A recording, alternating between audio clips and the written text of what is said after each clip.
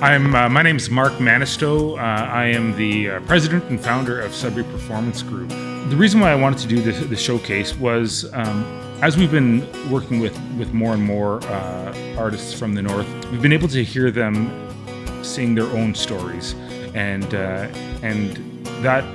that was really special to me. So we wanted to showcase music that was about the North and about people's journey through life. And so we curated a series of 6 musicians that we were going to be able to highlight. And it's nice because each one of them, they tell a different story and they make their music differently. And I think that being able to witness that was something really special. So I met Eric actually just by happenstance, really. He had reached out to me saying, I hear that you book some music. I'd like to give it a shot. I like to go out and play. Are you interested? And I said, well, yeah, I'm booking some solo acts, and so I ended up booking to play at a venue here in town, and we clicked. It was great, as mentioned, we became fast friends. We really got along. So I'm pleased that Eric was able to be a part of the showcase. Eric's got a very beautiful tone to his voice. I find that he and I both have the same appreciation for not just the music here in Sudbury, but the arts here in Sudbury. And when I listen to Eric sing, I can tell he's having fun. And that's what music is. Music is supposed to be fun. He's having fun and he believes in what he's singing. And I think that's what makes Eric really stand out as a musician. And not only that, he's got tons of tricks up his sleeve. When you're watching Eric play, although he's just one guy on the stage doing his songs, you hear a full band behind him. But this because he's got all these hidden instruments all around him, which is terrific. He's multi-talented, that guy. He believes in the music scene here in Sudbury, and as much as he likes to go out and play, he's playing for the right reasons. He wants to play to be able to entertain audiences. He doesn't want to play just because he's getting booked to play a gig. No, for Eric, he's playing for the right reasons. He's playing because he wants to play, and he's playing because he wants audiences to hear what he has to say. And that's why I wanted to have Eric be part of the showcase, because he's got a story to tell in his music. My name is Eric Cloutier from Sudbury, Ontario. I've been a musician for about 25 years. Always been a singer-songwriter, and just pretty much made my own music since I was younger. I'm from Azilda, Ontario. I started playing guitar on my lap. My brother used to make fun of me because he was like, "You got to kind of pick it up and actually play it the right way." So, but I used to have a loaner guitar from my sister's boyfriend. He let me a guitar. So I used that for probably about 3 years until he took it back to sell it. And then my dad actually bought me a new guitar. When I got the guitar that I borrowed, I got that when I was 15. But my dad actually bought me a guitar when I was about 18 years old. I got 2 sisters and I have a brother. So I'm the youngest of the 4 of us. I'm going to be 49. So my brother just turned 50. My other sister's 51 and my oldest sister's 52. So we're all pretty close. I was the furthest one. And I was as my mom would say, the mistake, but she's the happy mistake. So she found out when she was actually gonna get her tubes tied. She was pregnant, so it was basically one more boy to feed. I played in a band with my brother called Beyond Andromeda. My brother plays guitar too, and he's a different type of guitarist, and he does a lot of pedals, a lot of delay reverb. He does a lot of. My brother's actually a master looper. I can play anything I hear pretty much, except I'm not a solo artist by any means. I can't play any solos, but I like basic chords. And when I first started playing, I thought I was actually the one that made them up. So I was telling my brother, I was like, "Hey, check this chord out." He's like, "That's a G." "Oh, I'll check this one. I made this one." He's like, "That's a C." So it was basically, I thought I was making up these notes as I went along because it was just me fiddling around with guitar. So that's basically how I learned how to play guitar. My brother still plays, yeah. My brother still plays guitar and still writes. He only writes his own music. He doesn't play any covers at all. He's kind of like I am. He's just more of would rather just write his own songs and But again, he loops beyond loops. Like he's probably he's a master at it. Like I don't think I've ever seen anybody as good as he was looping, and just how big and grand a song can sound when he's done. Like it's really good. I used to listen to him play a guitar a lot, and I just thought it'd be kind of cool to play bass. So I ended up playing bass to kind of start. So we had a band for a while. My sister's boyfriend was a drummer, beyond in drum. My brother lives in North Bay now, so it's kind of hard to play with him anymore. But yeah, we pretty much stopped playing. I think when once we started having our kids, it was just hard to keep the band going. And I've definitely played bass again. Like if we ever could again, I definitely would, like to start something back up. It's definitely a lot of fun as music. So I was in Isilda, so I went to CVDCS. So it was kind of not the best known school, but I was actually a pretty good kid in school. I actually had a kid in high school, so I was kind of I had to learn quickly, just to grow up quickly and not maturity hit first, and the drinking had to slow down. And I actually did stop drinking when I was in high school, but I was in grade 10, so but caught up to me later. Normally when I write songs, I will add some kind of a chorus, and I just kind of mumble a lot, just play around, and then I'll pretty much base a song around that after. So I'll just sit down, play guitar, and if I like it, then it kind of sticks, and I'll just keep playing it and singing it until something comes out of it. But I just pretty much sing out words, and basically it's for some reason always changes and gives me a story to write about, basically. So I'll be like, I like that. Then I'll start writing a story behind it. So it's not really about anybody or personal or anything. I think the only personal song I have is Jack Pine Jerry. It's about my father. Hope and Jack Pine Jerry are older songs, but all the other songs that were played they're all brand new ones. Change Your Tone is more about just kind of talking to someone always in a bad way, basically, and you're kind of saying if you're in my shoes, would you still talk to me this way? It's really, what's the problem? Why you always have to talk to me like that? So if you were me, would you still talk to me the same way and treat me with disrespect all the time? So it's basically a song that's just about being treated with respect. Since I've got my new drum and my snare drum, I started playing a lot of my new stuff is kind of a little bit more upbeat, and so I tried it's one of my newer songs. And I'd like to thank every performance group, because they're really good, all the musicians out here, and the things they do for all of us, it's amazing. Without them, I don't know where we'd be, right? My songs are kind of written about stuff. I don't really write too much about someone or something in my life. The first one's called Change Your Tone.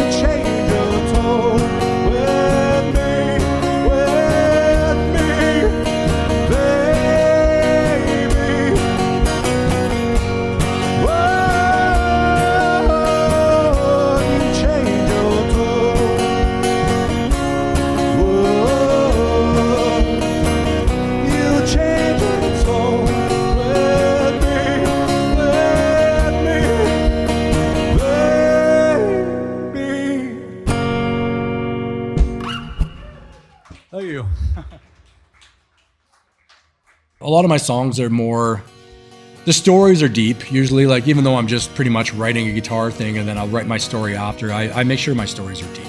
I actually put myself in a perspective if that were to be me, or if that was basically what were to happen, like what would happen. And I have wrote stories where about people passing away, and they go very, very deep and dark, but the memories were good. And I am more of a storytelling kind of musician, so I try to make the story really relatable.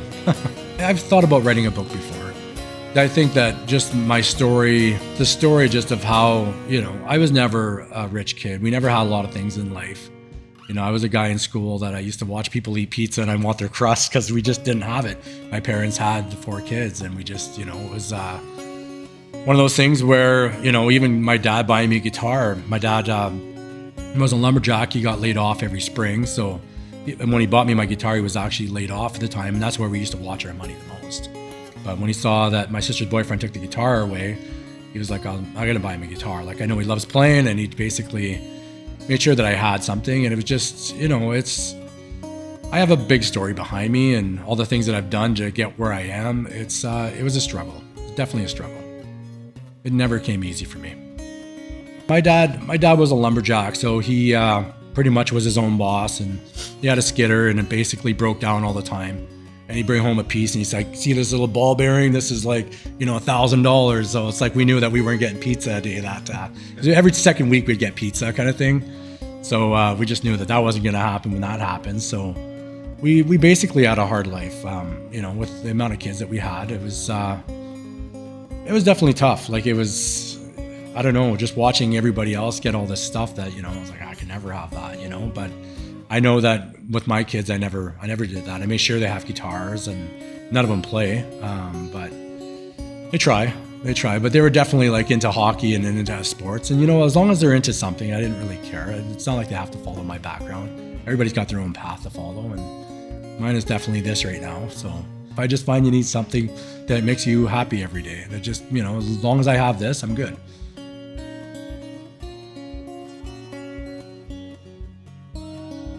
My mom did work, and actually the funny thing about my mom, we never knew she worked, because she actually went to work when I was in school, and she'd be back before I got off the bus. So she was like a nurse for older people, and she would go to their houses and make sure they were like some kind of like telecare or something. It was so she'd go around to people's houses and make sure they're, she saw a lot of people pass away, and she's like saw a lot of hard things in her life. She's actually not doing well herself right now. Like, my mom has cancer, so I just lost my father. We'll be losing my mom soon. So it's just definitely a lot of hardships in my life. Every day you still gotta just try, and you gotta live your life and do the things that make you happy. We lived in a small house. We had one bathroom. My parents made a makeshift bedroom, basically, where me and my brother were in the same room. My sisters were in the same room. Then they bought a triplex, and there's struggles in that too, because they had apartment buildings, and it was always, people not paying rent. So it's basically anything that they did was always something that was a stress more to the family. So Try So Hard is kind of a weird song. It's just basically about life being hard, being expensive, and you're just trying to make it by every day, and with things changing price, groceries changing price, gas changing price, just trying to still live even though you're working so hard. So that's basically a song about just trying to make it in life. I'll adjust my mic here. It's a little far. All right. Next one's a little mellow. Might screw this one up. I haven't played it in a while. This one's kind of about just life being hard.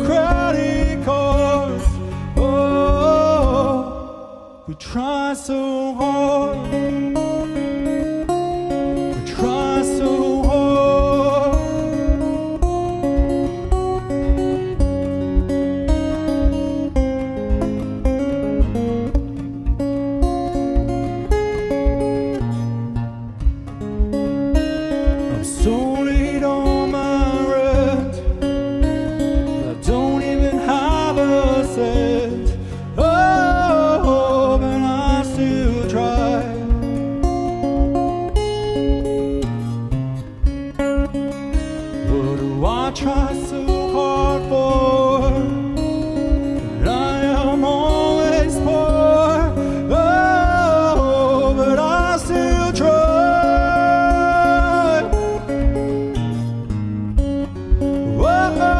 Oh, try so hard, but everything in life's so hard. Oh, try so hard, pursuing it to credit cards. Oh, we try so hard. We try so hard.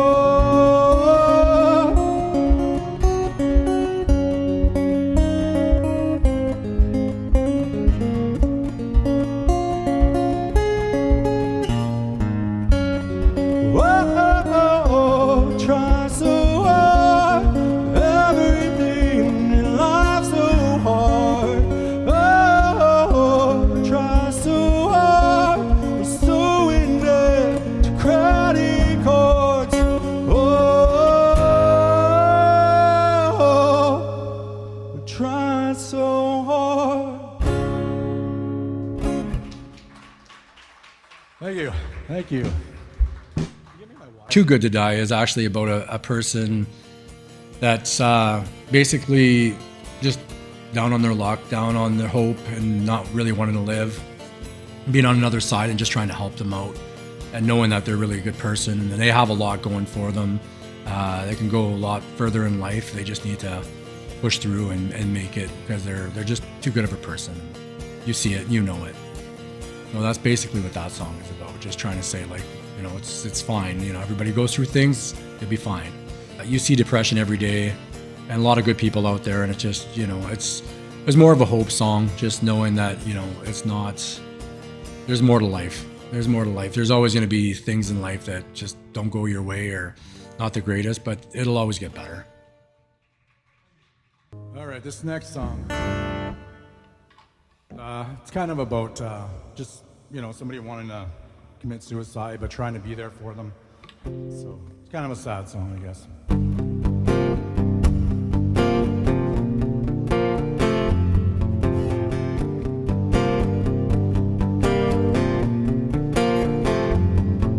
I heard you tried to kill yourself. I know you're strong, but not enough. I hold you and stroke you softly, tell you that you're so damn lovely.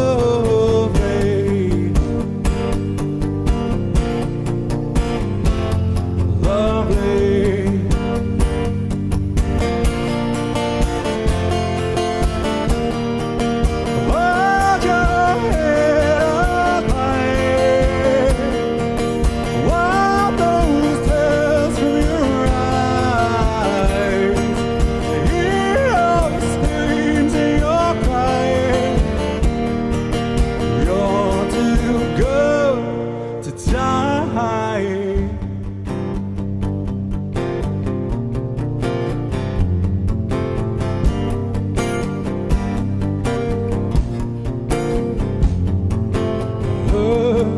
You tried to drug yourself, but the dose was low, not strong enough. I hold you, stroke you softly, tell you that you're so damn lovely.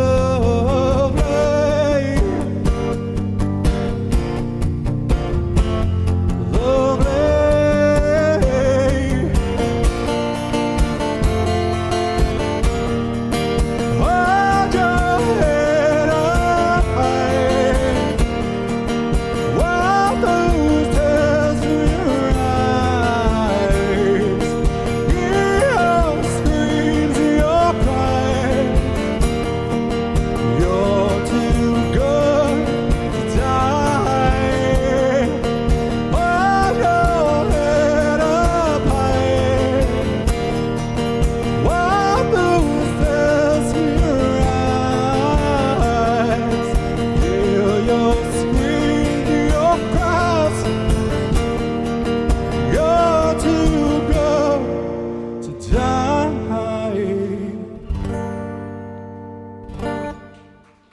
Thank you. Thank you.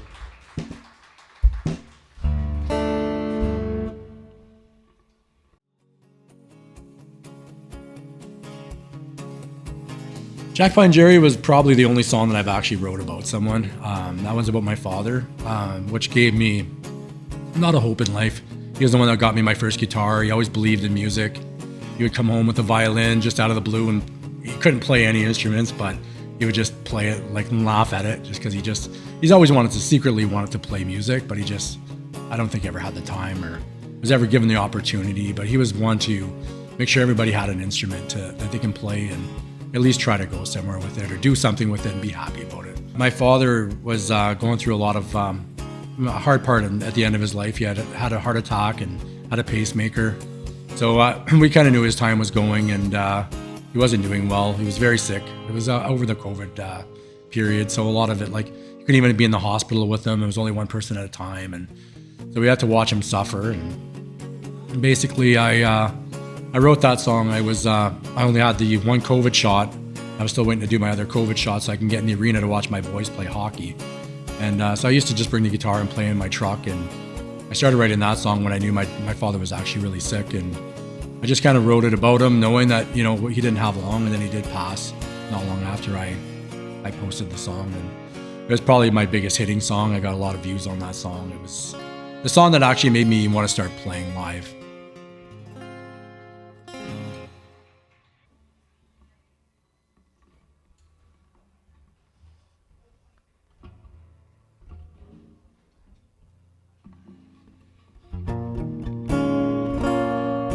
This next one is a song that I wrote when my father passed away. It's more of a tribute to him rather than a sad song, but it's kind of when I started playing. My kids we were going through COVID, and they're in the arena. I wasn't allowed in. I only had the one vaccination, so I used to just kind of play around in my truck, and then I recorded a song, put it on Spotify, all that kind of stuff, and I had it on TikTok and got a lot of views until TikTok started taking everything down. But so here it is. This one's called Jack Pine Jerry.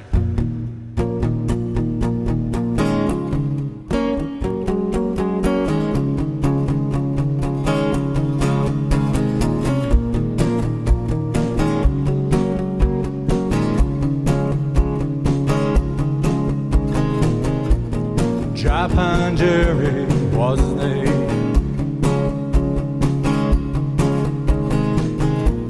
He worked in the forest every day.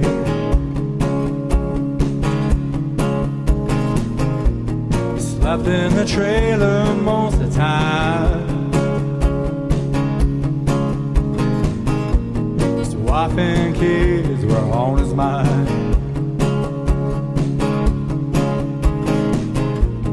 Jack Pine Jerry was a father of four. He had 12 grandchildren, all which he adored.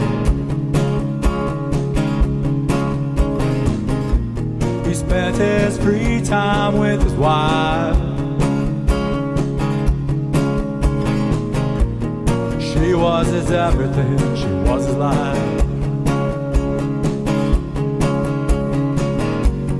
Bring them back one last time.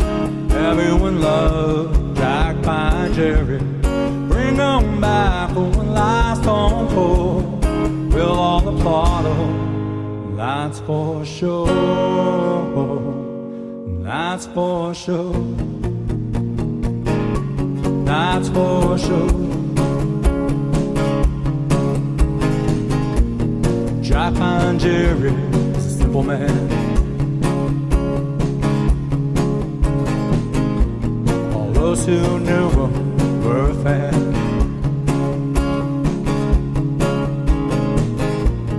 All those blue eyes, oh how they glow. For his heart on his sleeve, man and show.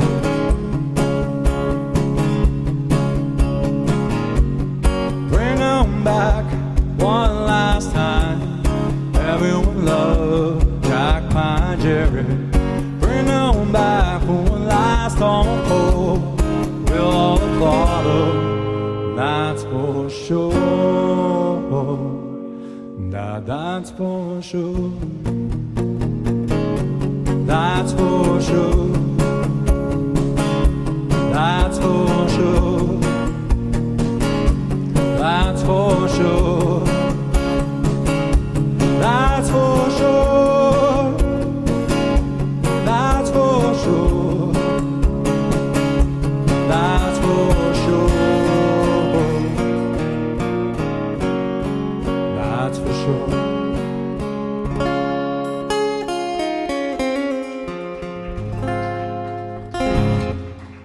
Thank you.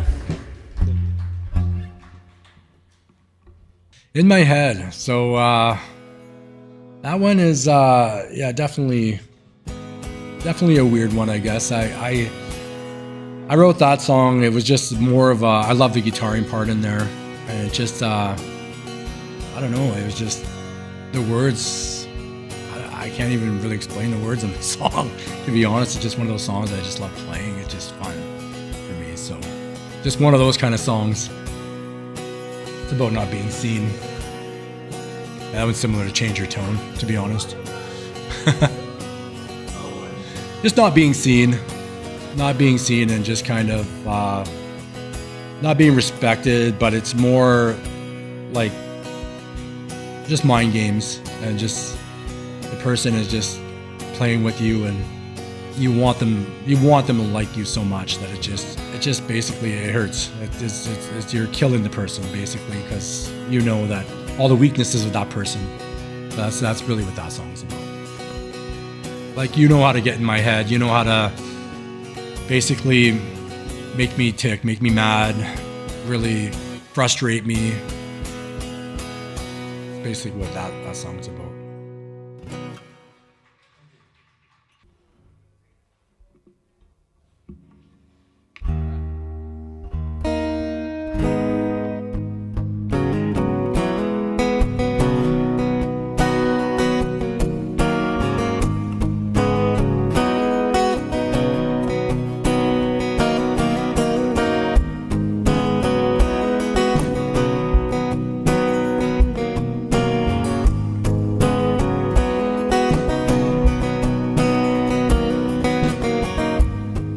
Are you comfortable enough?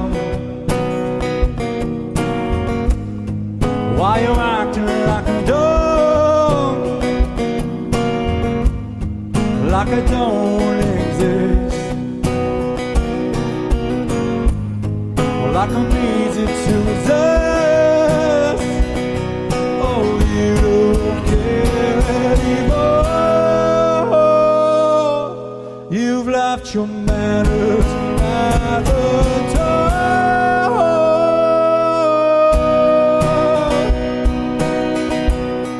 You got my head over something you said. That's the reason that I bled. You got my head.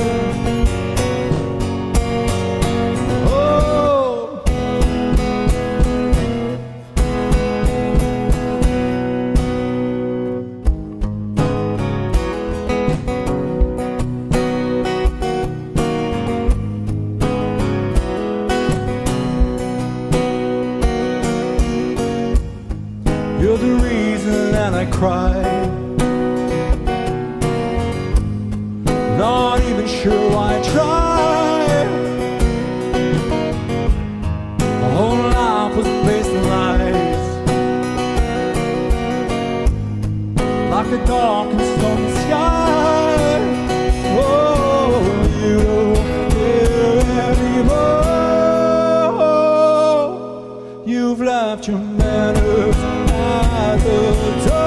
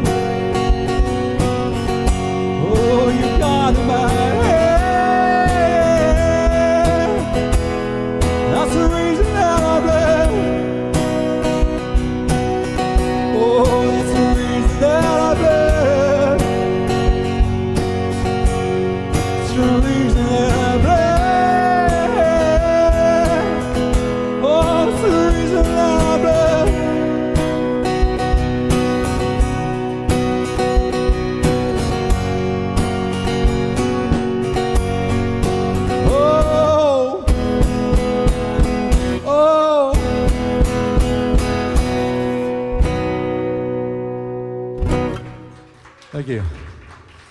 So when I was with my brother would always wanted to be the singer, but would secretly never want to sing. So he's a lot like me. I'm a shy guy. I don't really, as much as I do what I do, it's hard for me. I'm not a guy that can just go up and talk. I'm not the best at interaction with the crowd. I can sing, but that's pretty much all I have. My brother was kind of the same. He would go and he would like say, I'm the singer, but would never sing. And he had the words for his songs.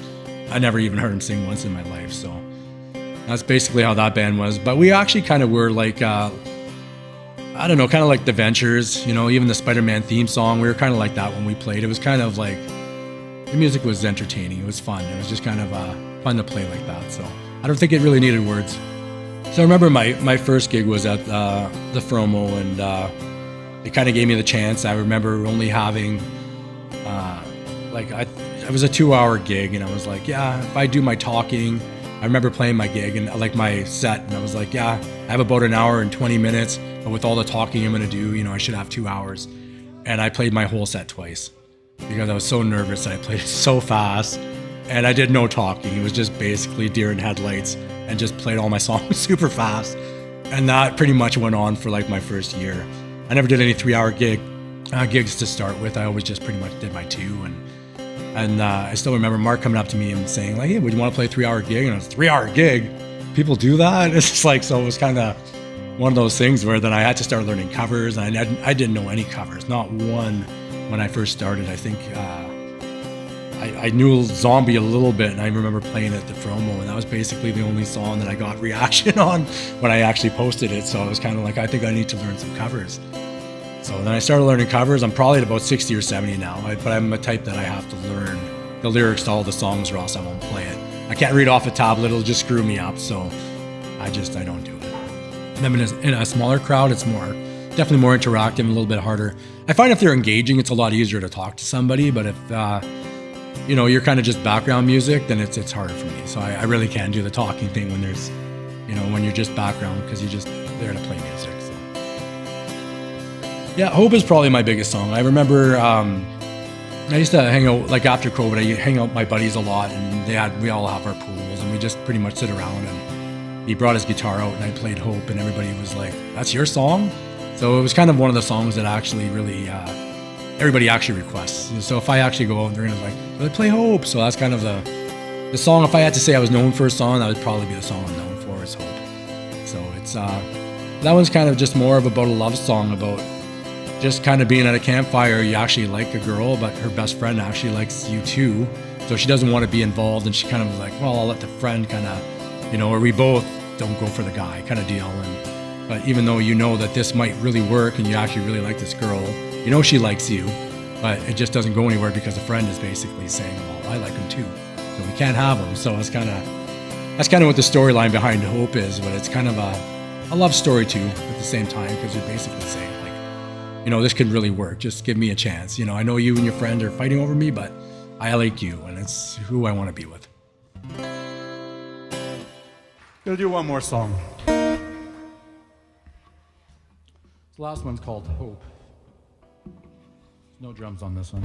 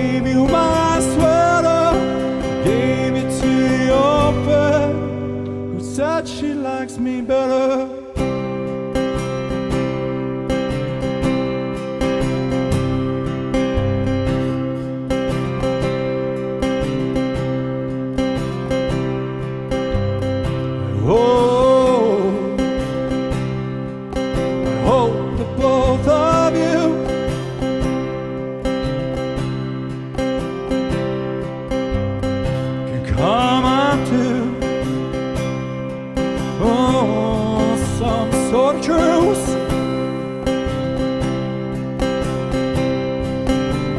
Oh, she may like me now. You know I like you better. Tell it to your friend. I'll write it in a letter. If I'm being honest with you, I have no interest in her. My eyes are on you. Oh, I hope that makes it better.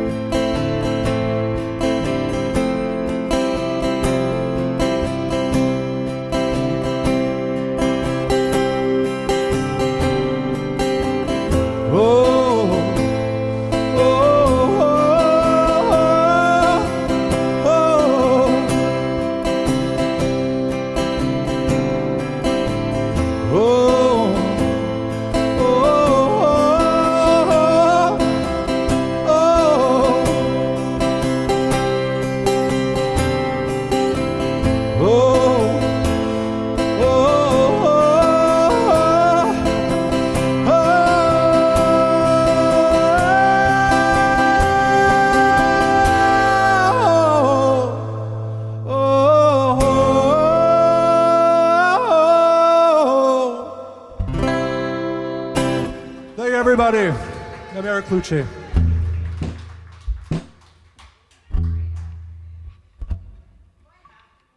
Well, Sudbury Performance Group is actually, I remember one of my gigs was, I played, I think I had 4 people. I was about to give up. I remember Mark saying, hey, would you want to play, at Rib Fest, which I had played Rib Fest the year before, and I do love playing the amphitheater. So I said yeah, and that's kind of, it drove me back into wanting to play again. And then I remember playing the Trevi's after, and Trevi's was really busy and had a lot of good reactions, and that's when I first brought my drum out.